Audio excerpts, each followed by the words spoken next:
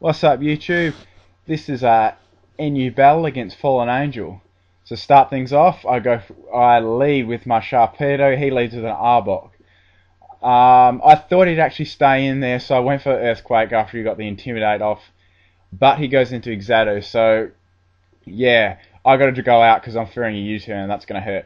And his Exado uses Feather Dance, because I was like, what the hell? But yeah, so that kind of screwed me over, so I had to switch out, and I go into Glalie, because, yeah, I know he can take lots. So he goes for a Nightshade, so it's probably going to be one of those more bulkier form ones that are a pain in the ass, but, you know, anyway, so he goes into Camel Toe, and I set up my spikes, and I'm kind of thinking he may set up when I switch, but I kind of had to switch anyway because I really can't take a fire move with that.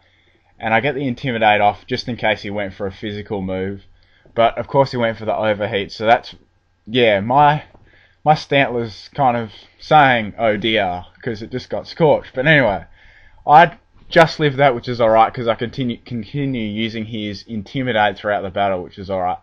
I switch him out. I go into Flareon to get a Flash Fire because I know he's going to do it again. And I'm thinking it may be a Banded or probably Banded, I'd say, or Specs maybe, but probably more Banded. So he goes into Licky Licky, and I get a sub off and a Baton Pass switch, and I go into Farfetch'd because yeah, he's just awesome.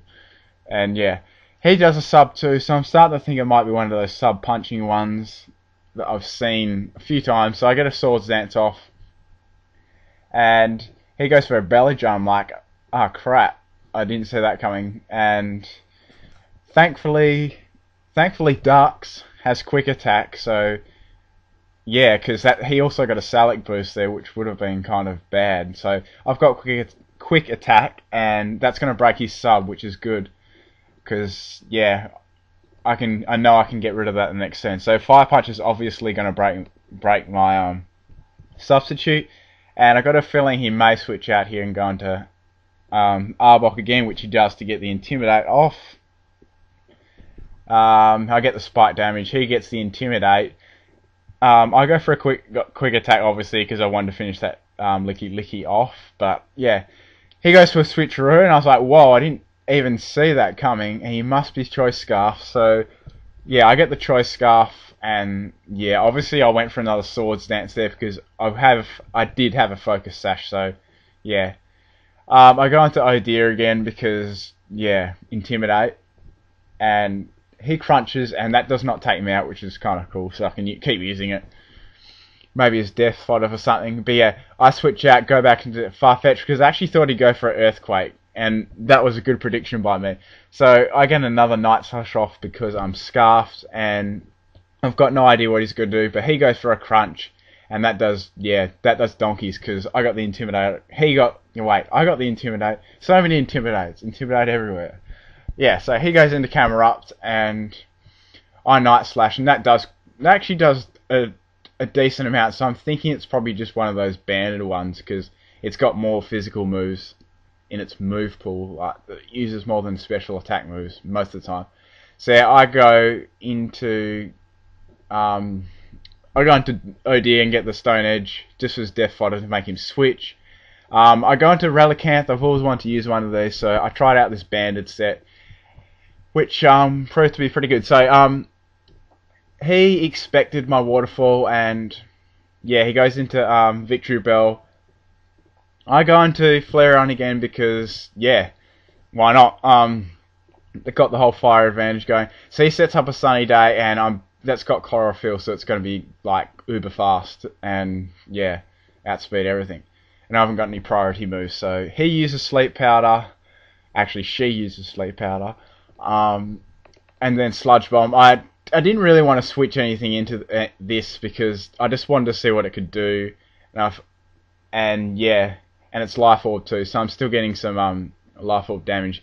And he just showed me all his moves then, so I know his whole moveset now, so that's alright. It was well worth it. So he's still got the speed going, and I go into Ducks because I know I can Quick Attack, and he predicts the Quick Attack and goes into Arbok, So yeah, he gets the Intimidate off, and I went for a Night Slash there because I actually predicted he may switch. So yeah, we try to out predict each other so much. So he goes back into camera ups, and I go into Relicanth because I think he may overheat. He's not going to Earthquake, I know that, and Stone Edge wouldn't do a lot. So he gets a crit on overheat, which was funny, and he gets a drop, and clearly he's banded. So he switches out, goes into Licky Licky just to get me stuck into my banded move, because I'm pretty sure he's figured that out as well. So I go for a Double Edge because that's a pretty good all-round move for everyone on his team. He goes into Whiscash. First thing I thought when I saw this, I thought, yeah, it's going to be DD or something like that, and it is DD. So I stayed in, and Double Edge is going to do heavy damage to it. I was pretty surprised he didn't go for Earthquake, but then again, he wouldn't have killed me. So I switch out, go into Ducks because I know he's going to Earthquake, but he predicts my Farfetch'd switch for a quick attack, so I've got to go out and go into Relicanth again, and he bounces and I get paralyzed. I'm like, I've never been paralyzed by bounce before, but that was pretty funny. So yeah, I stay in for the Earthquake as fodder, and yeah, Life Orb Drain on his Whiscash, and I am going to quick attack and finish this off because, yeah, Ducks is just awesome. Right, so Whiscash is down. He goes into Camel Toe. I'm thinking he might go Boom because I do have quick attack. So I go into Glalie because I was